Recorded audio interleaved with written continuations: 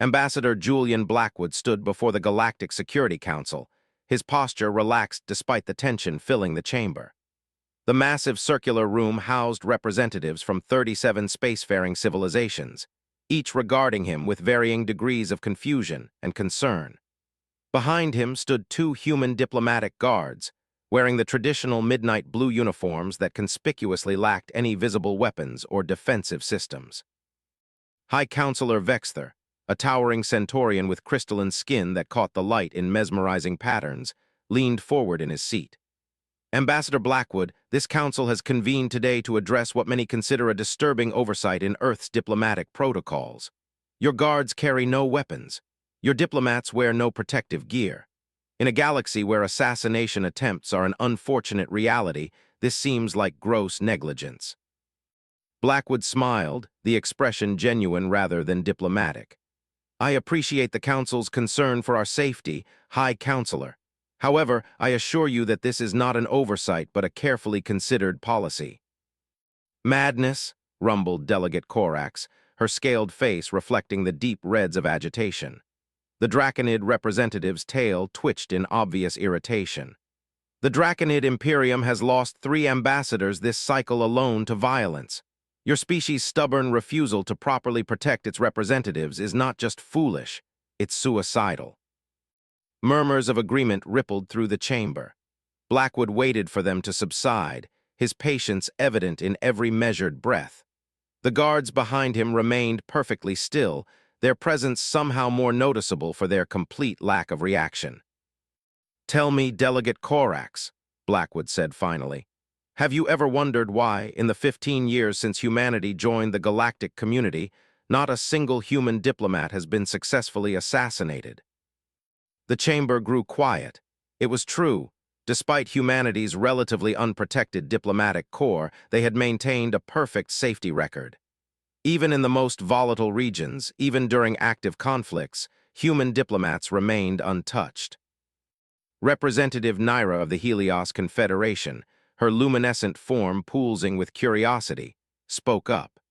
"Some have suggested that Earth has developed some form of undetectable defensive technology." "No technology," Blackwood replied, "just understanding." "Understanding of what?" Vexther demanded. "Of consequences." Blackwood began to pace slowly, his footsteps echoing in the now silent chamber. "Humanity learned long ago that the most effective deterrent isn't the guard who stands before you, it's the absolute certainty of what comes after." He gestured to the guards behind him.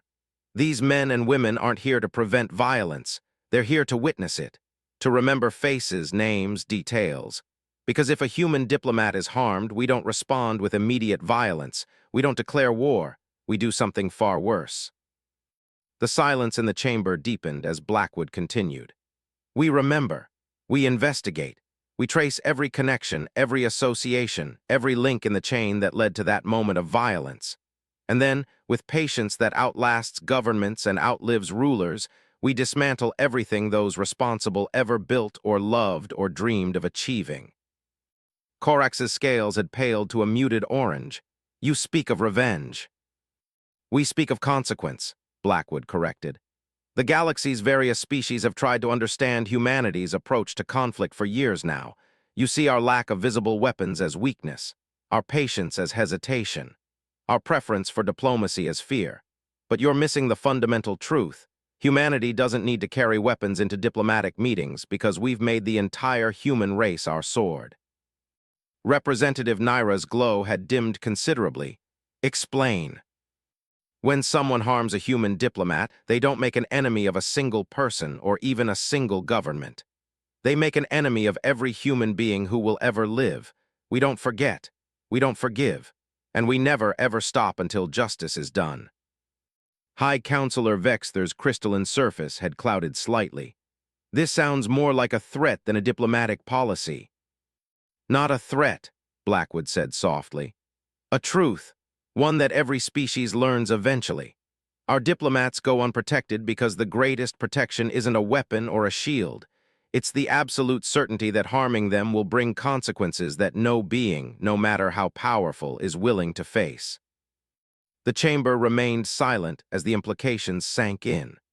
Blackwood watched understanding dawn in their expressions.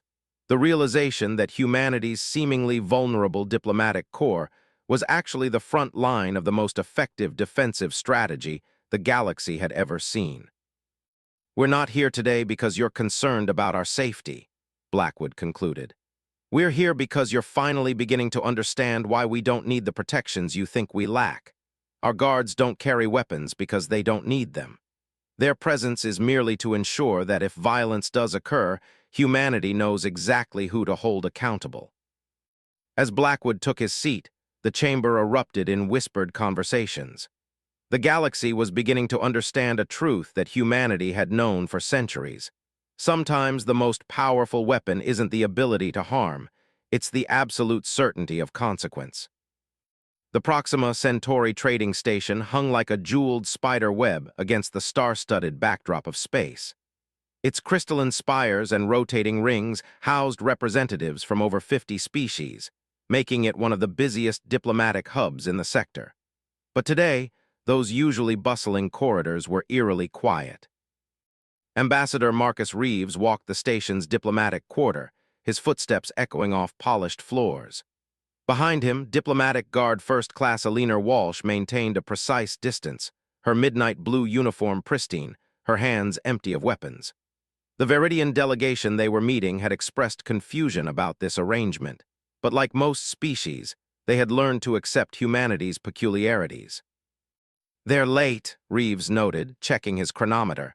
The Veridians were usually punctual to a fault. Walsh's expression didn't change, but her eyes continuously scanned their surroundings. "Third time this week, sir. Unusual for them."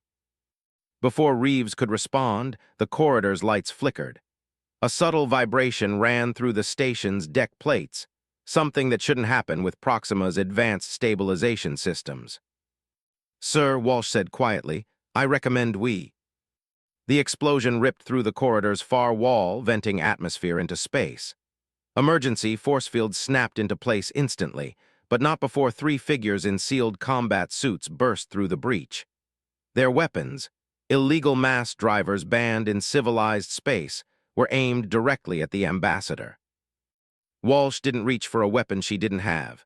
Instead, she activated her diplomatic core recorder implant, ensuring every detail of what was about to happen would be preserved.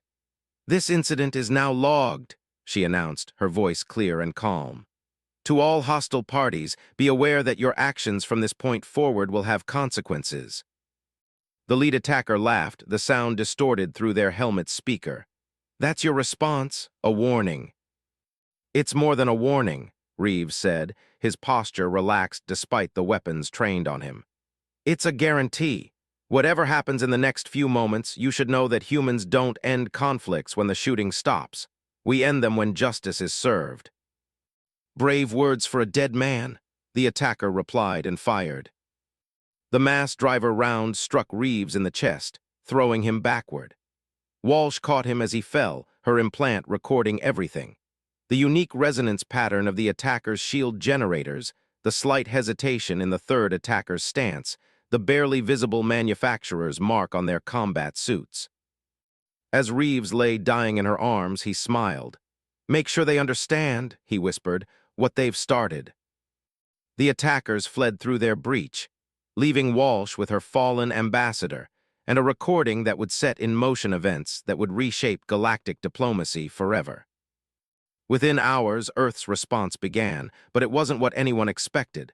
There were no warships, no immediate retaliation. Instead, something far more terrifying began, an investigation. Teams of human analysts began combing through data. Trade records were examined. Financial transactions were traced. The unique shield resonance pattern was matched to a specific manufacturer. The hesitation in the third attacker's stance was analyzed by behavioral experts and matched to training patterns from specific military organizations. One by one, connections were made. The combat suits were traced to a black market dealer on the Rim worlds. The dealer was found and, under questioning, revealed their supplier. The supplier led to a hidden manufacturing facility. The facility's records pointed to a shadow corporation. The corporation's data revealed its true owners. 6 months after Reeves' death, the first consequences began.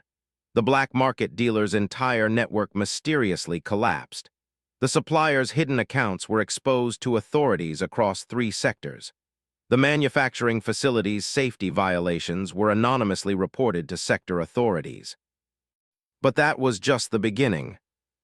2 years passed. The Shadow Corporation's owners, high-ranking members of the Viridian noble houses, found their carefully constructed power bases crumbling. Business deals fell through. Political allies distanced themselves. Family members began questioning their leadership. None of it could be directly traced to Earth.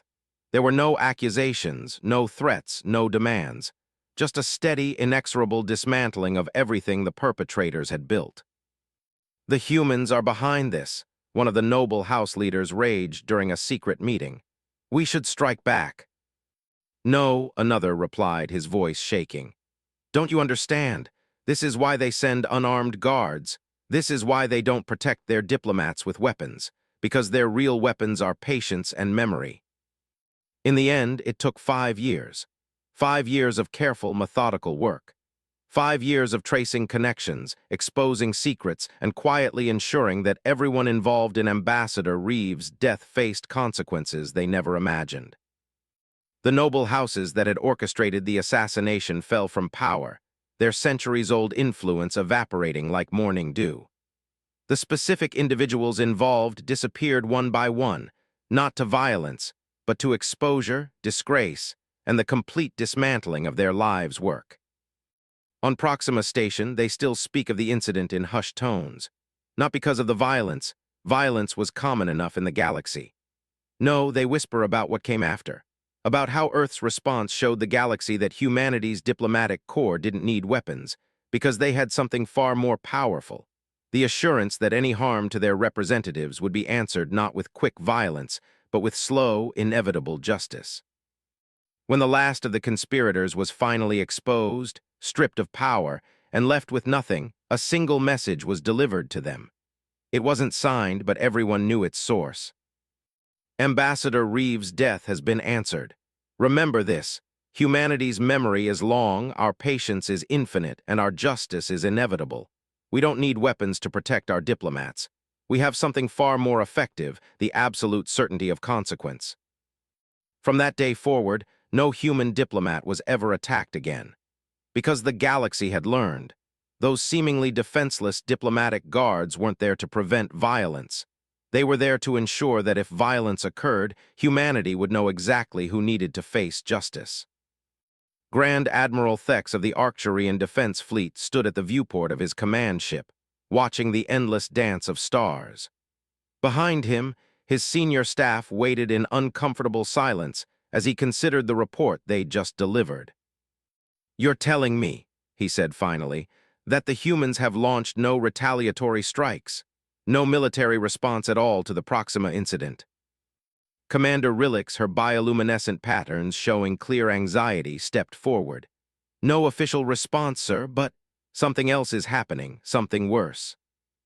Thex turned, his crystalline exoskeleton catching the starlight. "Explain." "They're hunting, sir, not with weapons or ships, but with information." Rillix activated a holographic display, showing a complex web of connections. "In the past 3 years, 17 major trading houses have collapsed. 12 political dynasties have lost power. 8 corporate empires have crumbled, all connected somehow to the Proxima assassination." "That's impossible," Fleet Captain Dorvan interjected. "No species has that kind of reach." "The humans don't need reach," a new voice said. The assembled officers turned to see Intelligence Director Myra Patel standing in the doorway. As the only human liaison assigned to the Archery and Fleet, her insights were valued, if not always understood. Thex gestured for her to continue. "What you're seeing isn't the result of some vast human conspiracy," Patel explained, walking to the holographic display. "It's simply the product of patience and shared purpose. Every human in the galaxy, from diplomats to merchants, from scientists to settlers, keeps their eyes open. We remember faces. We notice patterns. We share information."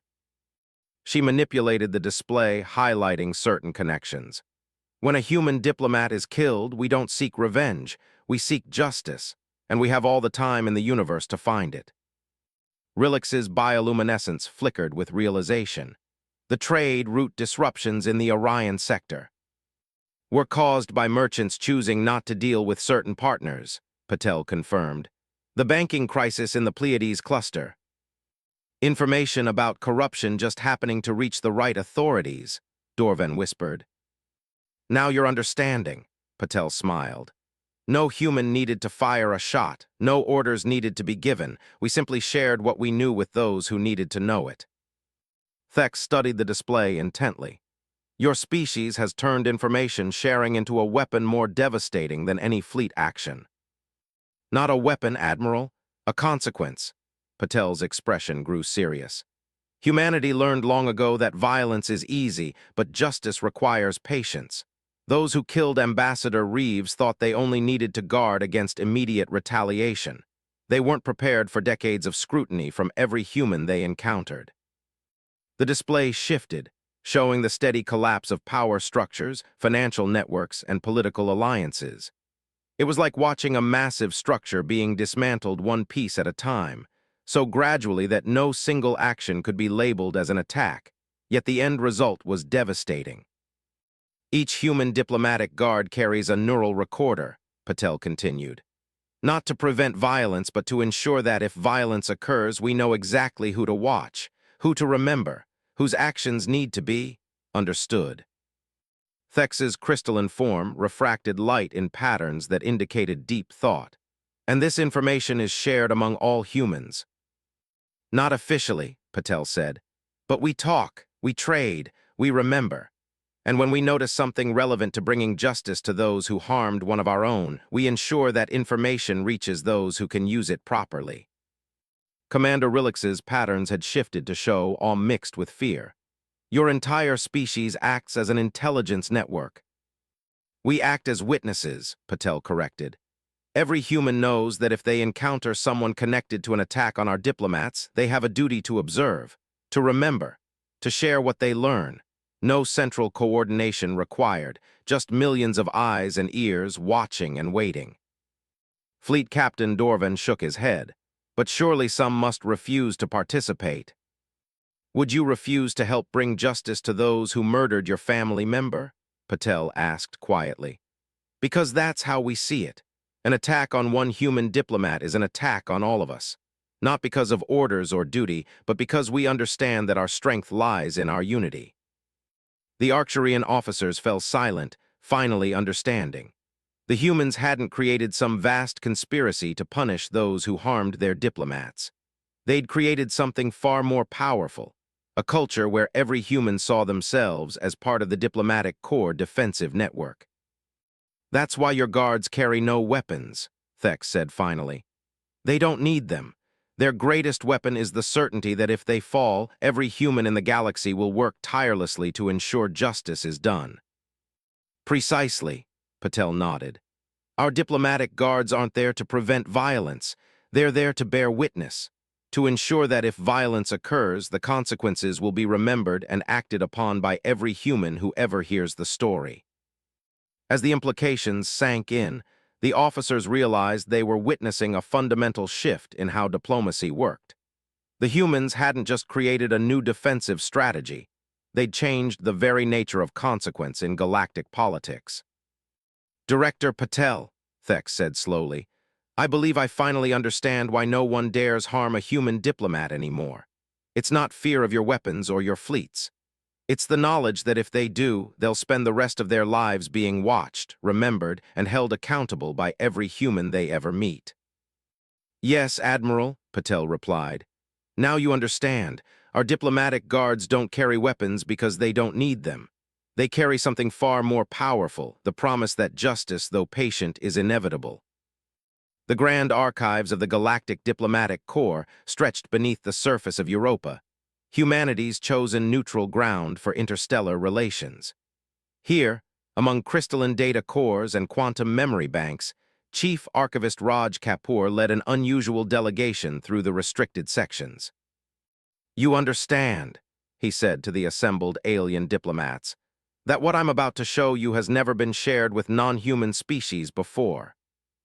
Ambassador Xylith of the Meridian Consortium, her bioluminescent tendrils pulsing with anticipation, floated closer. We appreciate this unprecedented access, Archivist Kapoor. Recent events have made many species curious about human diplomatic methods. Kapoor stopped before a sealed chamber, his hand hovering over the biometric scanner. What you're about to see is the neural archive. Every recording, every observation, every piece of data collected by our diplomatic guards over the past 50 years.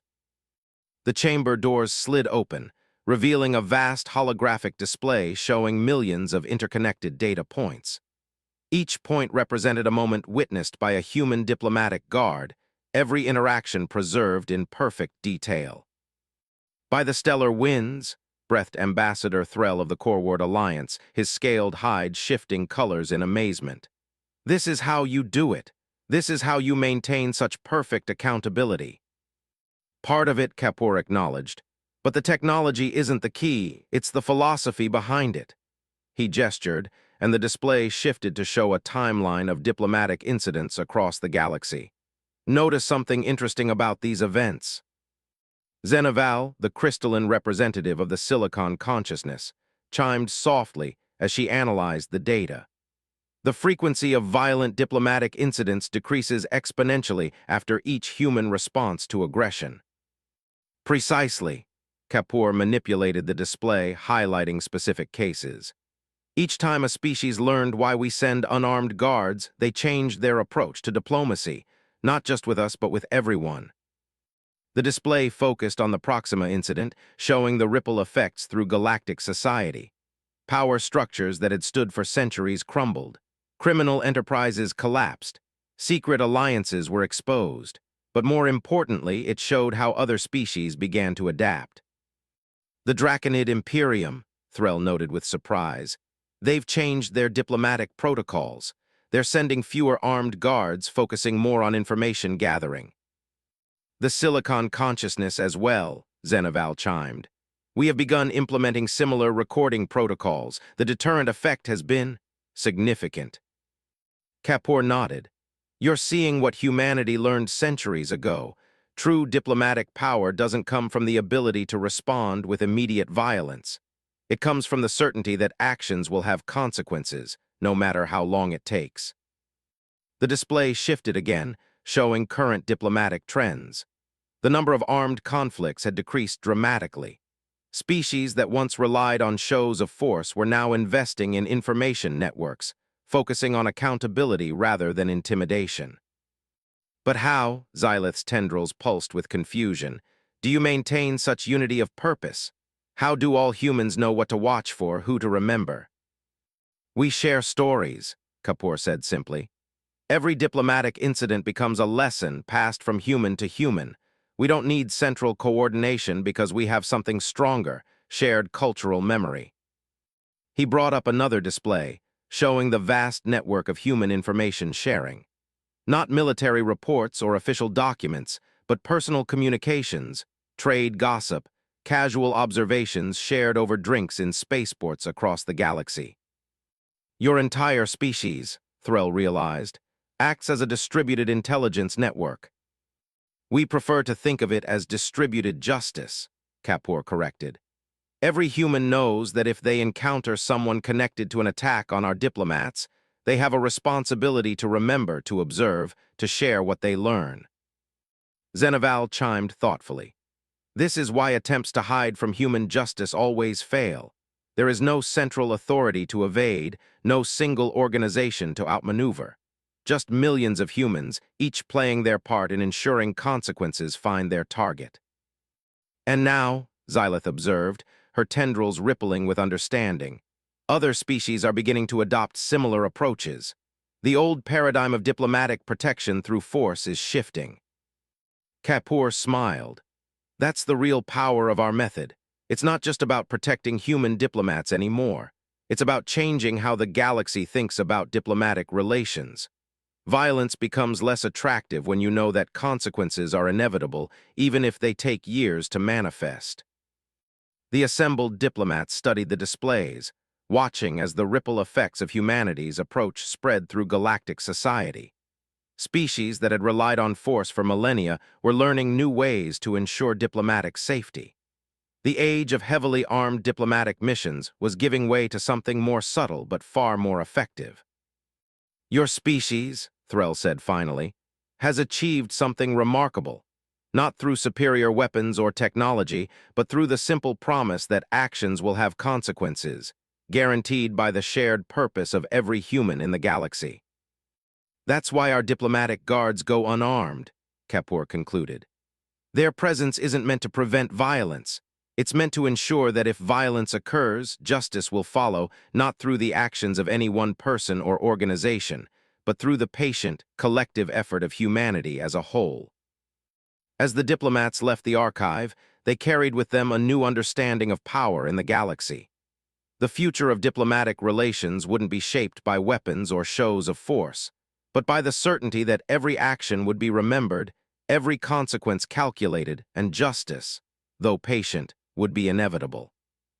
100 years after the Proxima incident, the central hall of the Galactic Diplomatic Academy on Mars buzzed with activity. Representatives from over 200 species gathered for what many considered the most significant diplomatic conference in centuries. Chancellor Olivia Chen of the Earth Diplomatic Corps stood at the podium, surveying the assembled delegates. Behind her, as always, stood a single diplomatic guard in the traditional midnight blue uniform, carrying no weapon. But now, she noticed with satisfaction, many other species representatives had adopted similar protocols. "A century ago," she began, "the galaxy viewed Earth's diplomatic practices as naive at best, suicidal at worst. Today, we gather to formally recognize what many have already embraced, the Terran Protocol." Holographic displays activated around the chamber, showing statistical analyses of diplomatic incidents over the past 100 years. The decline in violent confrontations was dramatic, nearly vertical in its descent. The old way of diplomatic protection, armies of guards, weapons, shields, created an arms race of escalation, Chen continued. Each show of force demanded a greater show in response, but humanity showed the galaxy another path. In the audience, Elder Kavax of the Draconid Imperium nodded slowly. His species had been among the first to adopt human diplomatic methods after witnessing their effectiveness. Now, Draconid diplomatic guards carried only recording devices, their presence a promise of witness rather than a threat of violence. "The Terran Protocol isn't just about refusing to carry weapons," Chen explained. "It's about fundamentally changing how we think about diplomatic security. It's about replacing the threat of immediate retaliation with the certainty of eventual consequence." The displays shifted to show the new diplomatic training programs being implemented across the galaxy. Species that had once prided themselves on their martial diplomatic traditions were now teaching their representatives the art of patient justice. "We've seen something remarkable happen," Chen continued. "As more species adopted these methods, we created something unprecedented, a galactic society where diplomatic violence becomes not just dangerous, but futile. Because now, an attack on any diplomatic representative doesn't just trigger a response from their own species. It activates networks of accountability across multiple civilizations." Ambassador Zeichstel of the Silicon Consciousness chimed in agreement. Their species had integrated their vast data networks with human diplomatic protocols, creating an even more comprehensive system of observation and accountability. "The true power of the Terran Protocol," Chen said, "lies not in any technology or technique, but in its fundamental understanding of sentient nature. The most effective deterrent isn't the fear of immediate punishment, but the absolute certainty that actions will have consequences, no matter how long it takes." She gestured to the diplomatic guard behind her. "These men and women don't carry weapons because they don't need them. Their presence is a promise, not of violence, but of memory, of patience, of the inevitable arrival of justice." The displays showed new statistics, species after species adopting similar approaches, each adding their own unique capabilities to the growing network of diplomatic accountability. The Meridian Consortium's empathic matrices, the Arcturian crystal memory arrays, the Coreward Alliance's quantum observation networks, all working together, creating an unprecedented web of diplomatic security through shared purpose.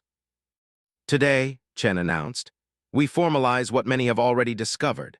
The Terran Protocol becomes the standard for diplomatic relations throughout known space, not through force or coercion, but through the simple recognition that it works better than anything that came before.